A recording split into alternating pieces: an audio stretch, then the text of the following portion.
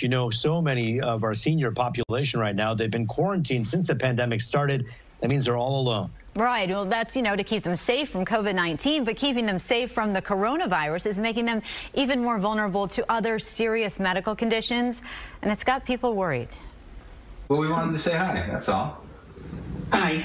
How you doing today? How's everybody there? Brian Thomas checking in via a virtual visit with his mom, Cheryl. Well, we're going to bring you your groceries and medicine later this week. Cheryl was diagnosed with Alzheimer's about 9 months ago. They moved her into assisted living nearby, but now COVID and lockdown and safety precautions at her facility mean very little face-to-face interaction.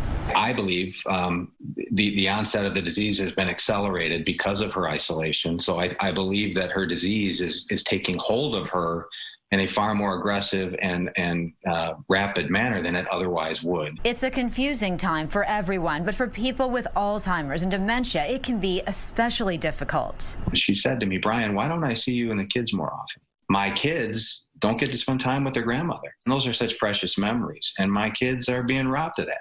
Seniors and others who are isolated, a very real concern. According to the CDC, social isolation is associated with about a 50% increased risk of dementia and an increased risk of other serious medical conditions like heart disease, stroke, depression, and anxiety. Jerry Sowik owns SYNERGY HomeCare of Rochester, where their caregivers are trying harder than ever to combat loneliness. What we're doing is trying to bring some joy and fun into their life and do it routinely. Jerry says activities and interaction are especially important right now. So many are feeling lonely and don't understand why. What's happening right now is every day is just like the previous day, and the next day is going to be like the last day.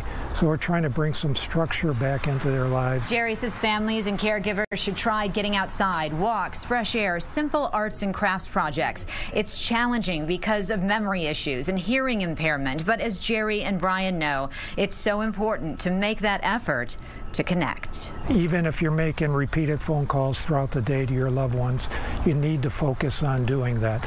You have to really make sure you're putting aside time and mind share toward taking care of those who are most vulnerable and who really most need it.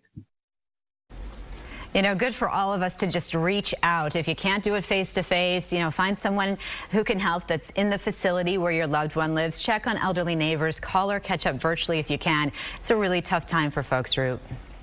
Oh, it's such a good point. And Amy, I think about my own grandmother. Before she passed away, she had dementia, and we would try to visit and take her outside in the wheelchair to make her feel like the day was different. That differentiation between days is so critical when people are dealing with that disease already, and they are being robbed of that as well. Yes, it's a very, very difficult time, and it's kind of a no-win situation. You want to keep them safe from COVID-19, but now we're putting them at risk for other conditions as well, so it's tough.